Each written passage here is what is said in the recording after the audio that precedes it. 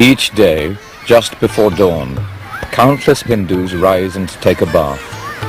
Most live in India, but they also are in places as distant as Singapore and Washington, D.C.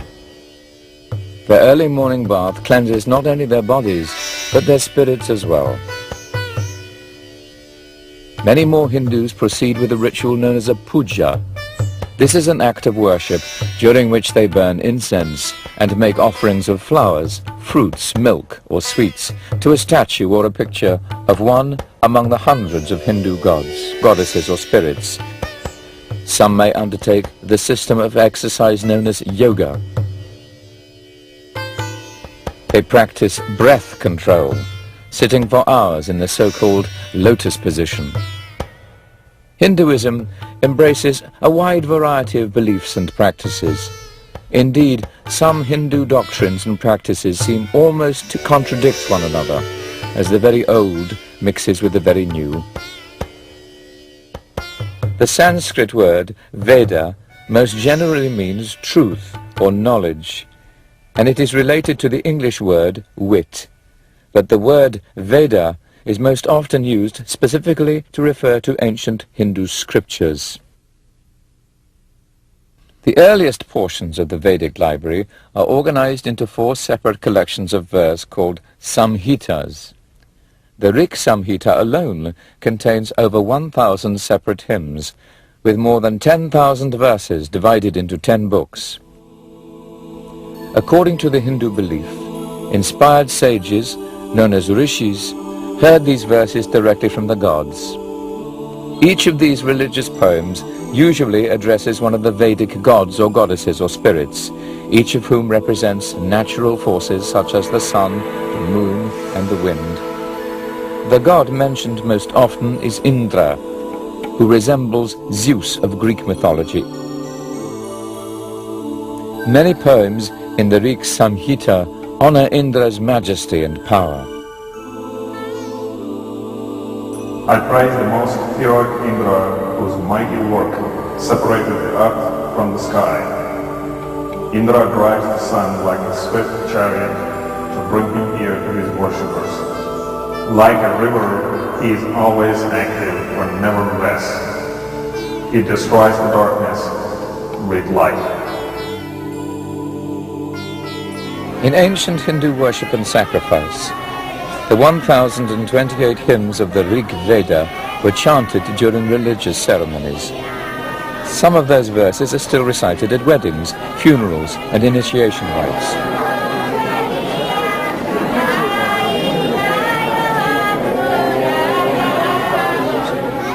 Just the act of reciting them is sacred, and their very sound is holy.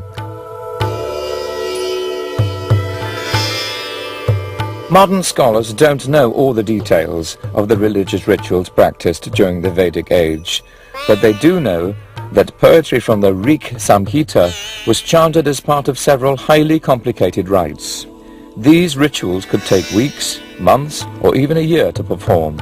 They also required the presence of many priests, each specializing in some part of the ceremony. During the Vedic age, the most specialized devotional activity was the Soma ritual. Soma was a liquid produced by crushing some form of vegetation. Priests collected the plant as they sang hymns about searching for and cutting down the Soma plant.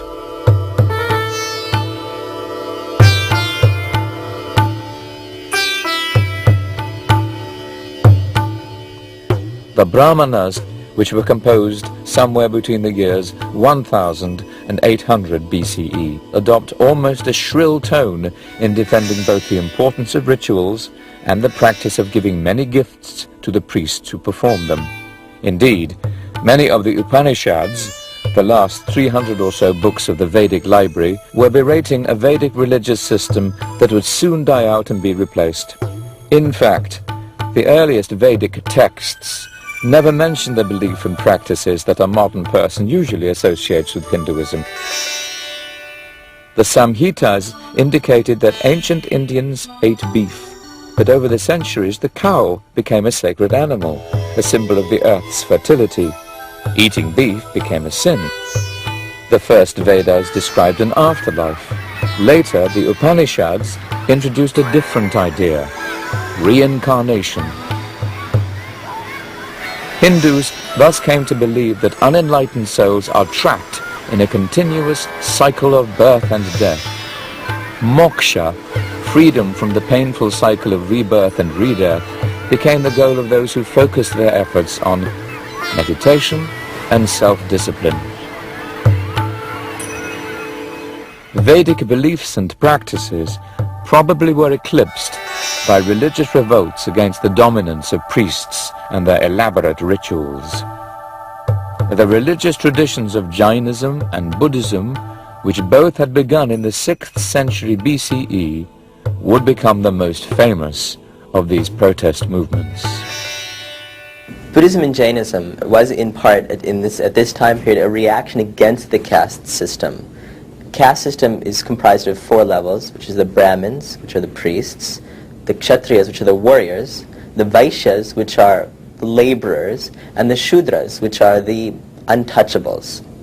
Now, these castes were strict, and you could not pass easily between castes. If you were a woman, you could pass, but through marriage. But if you were a male, you were stuck to your caste. You were born into a caste, and you had to follow the behavior of that caste. Brahmins were in charge of these rituals, and if not Brahmins, then the higher castes were in charge of these rituals. So this ritual obsession created large segments of the population that were alienated, totally alienated from any spirituality, religious belief, because they couldn't really partake in these rituals. They might be able to employ a Brahmin to do these rituals, but they really weren't partaking in the rituals themselves. They were alienated from them. So this is one reason why Buddhism and Jainism developed. It was in a reaction against this caste and ritual extremism. Philosophical and ethical doctrines of the Jains and Buddhists changed the character of Hinduism. The Vedic rituals gradually faded into the background after the 6th century BCE, and a new era in the development of Hinduism began.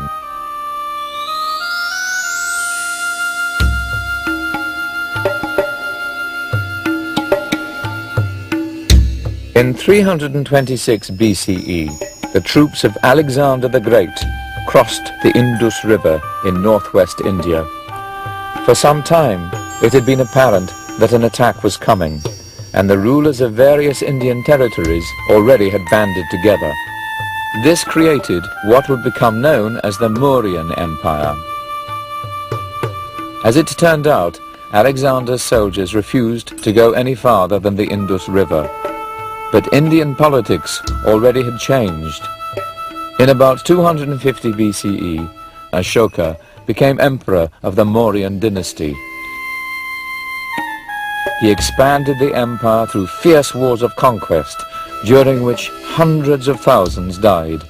Ashoka sickened of the bloodshed and turned to the Buddhist faiths for consolation. He dramatically influenced Indian religious life by offering patronage to Buddhists.